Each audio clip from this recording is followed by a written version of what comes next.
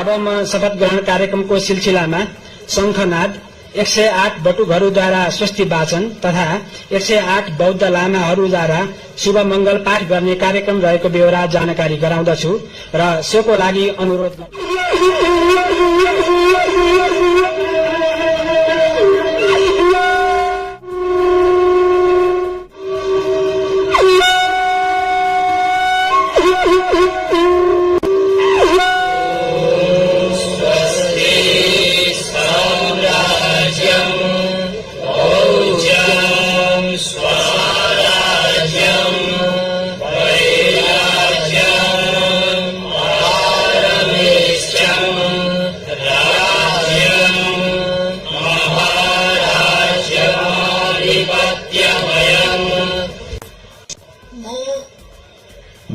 बालेन्द्र शाह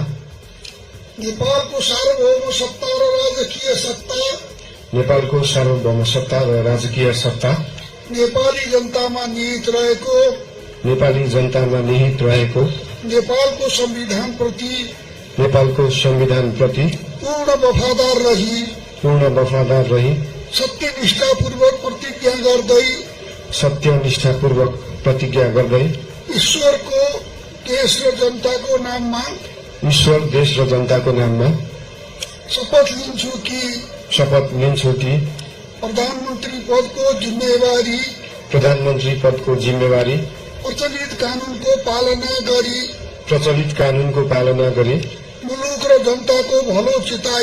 मुलुक र जनताको भलो चिताई कसैको डर नमानी पक्षपात नगरी पूर्वाग्रह वा खराब भावना नलिई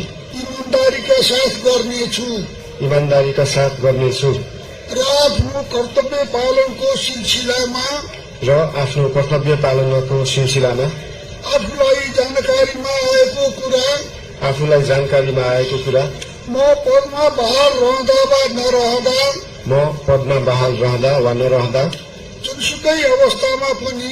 जुनसुकै अवस्थामा पनि